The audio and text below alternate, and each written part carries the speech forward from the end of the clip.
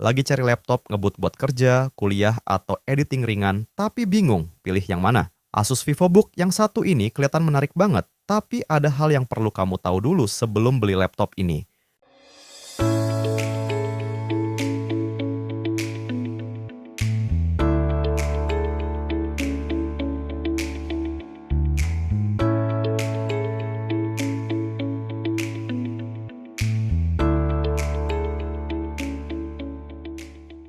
Hai semuanya, balik lagi di channel Indofastcom. Di video kali ini kita nggak akan bahas laptop second kayak biasanya, tapi kita akan bahas laptop baru yang pakai prosesor generasi terbaru juga, yaitu Asus VivoBook 14A 1404VA dengan prosesor Core i7 generasi ke-13, tepatnya 1355U. Sekilas laptop ini kelihatan simple, tapi speknya nggak main-main loh. Jadi yuk langsung aja kita kupas satu-satu. Sebelumnya buat yang belum subscribe channel ini, boleh yuk klik dulu tombol subscribe-nya dan nyalain lonceng notifikasinya, biar kamu nggak ketinggalan update-an terbaru dari channel ini.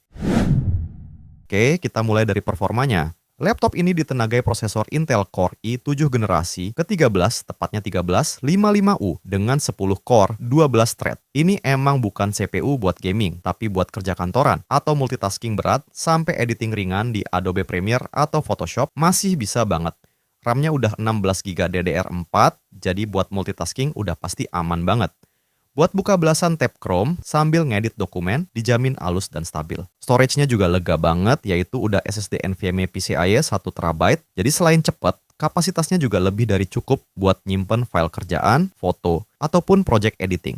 Pertanyaannya, bisa nggak RAM sama SSD-nya di-upgrade? Jawabannya bisa, tapi untuk RAM dan SSD bawaannya aja, kayaknya udah cukup banget buat kerjaan atau multitasking sehari-hari. Laptop ini dibekali juga dengan GPU Intel Iris Xe Graphics dan tentunya sudah dengan operating system Windows 11.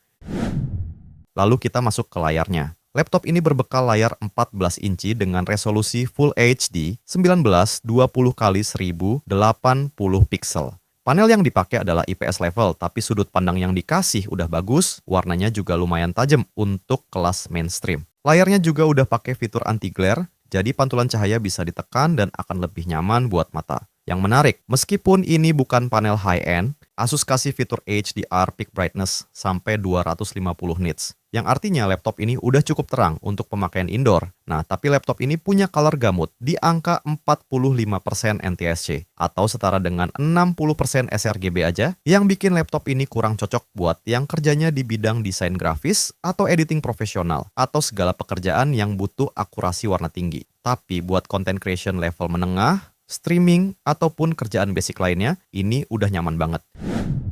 Oh ya, ini bagian yang nggak kalah penting di era hybrid kayak sekarang, yaitu webcam.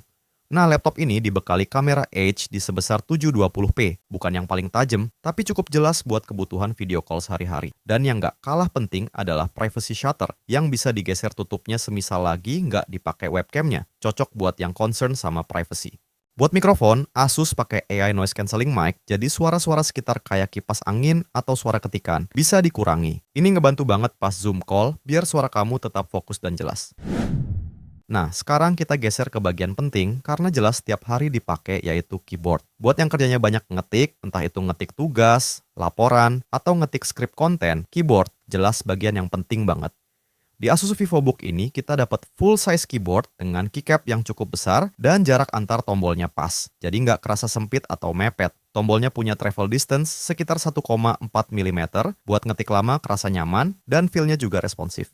Dan yang paling penting nih ya, keyboardnya udah ada backlit-nya dengan 3 tingkat kecahan yang bisa diatur. Oh ya, satu hal kecil tapi penting. Tombol powernya nyatu sama layout keyboard di pojok kanan atas. Jadi kudu hati-hati biar nggak kepencet waktu lagi buru-buru delete atau backspace. Tapi ini udah umum sih di VivoBook. Lanjut ke bagian touchpad-nya. Ukurannya lumayan lega buat laptop 14 inci. Responsivitasnya oke, presisi juga mantap. Udah support multi-gesture Windows Precision Driver juga, jadi kayaknya nggak perlu lagi pakai atau bawa mouse kemana-mana. Di ujung touchpad-nya, kita juga bisa lihat ada fingerprint sensor. Jadi bisa digunain buat login tanpa harus ketik password dulu. Next, kita bahas baterainya. Kira-kira kuat berapa jam sih? Asus VivoBook ini bawa baterai 3 cell 42 watt-hours. Nggak terlalu gede dan nggak terlalu kecil juga. Cukup untuk penggunaan ringan kayak ngetik, browsing, atau streaming YouTube. Kira-kira bisa tahan 6-8 jam tergantung brightness dan aplikasi yang jalan. Tapi nggak perlu risau, laptop ini udah support fast charging. Asus mengklaim bahwa laptop ini bisa keisi sampai 60% dalam waktu 49 menit. Lalu kita dengerin suara dari si laptop ini.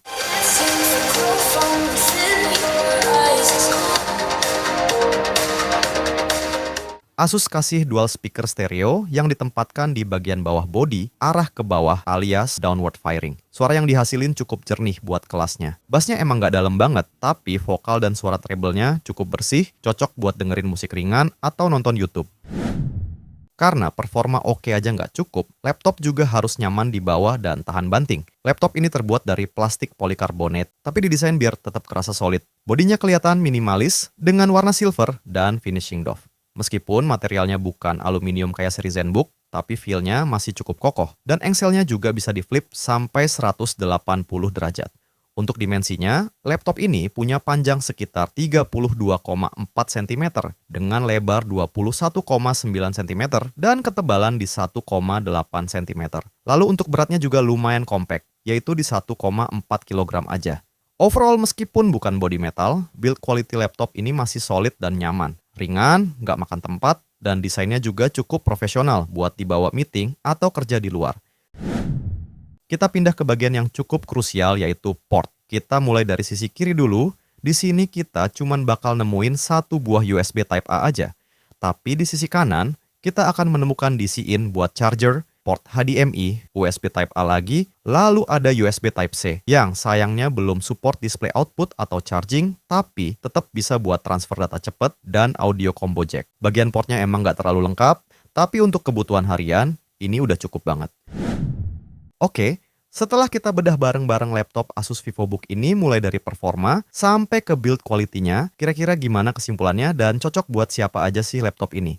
Asus VivoBook 14A1400. 4VA ini bisa dibilang laptop entry level dengan performa yang cukup gahar.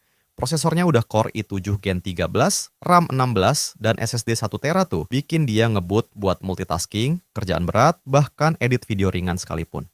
Layarnya juga nyaman buat kerja meskipun color gamutnya belum cocok buat dipakai desain dan editing profesional. Desainnya simple tapi tetap ngasih kesan kokoh, portnya juga lumayan lengkap buat kerja atau kuliah. Dan siapa aja yang cocok pakai laptop ini? Pertama, mahasiswa atau pelajar yang butuh laptop multitasking jangka panjang. Kedua, karyawan kantoran yang sering mobile dan butuh laptop yang compact tapi tetap powerful. Lalu bisa juga buat content creator pemula yang kebutuhannya cuma ngedit konten-konten yang ringan. Dan bahkan laptop ini juga cocok buat freelancer dan pebisnis yang butuh laptop stylish tapi tetap bisa diajak kerja cepat.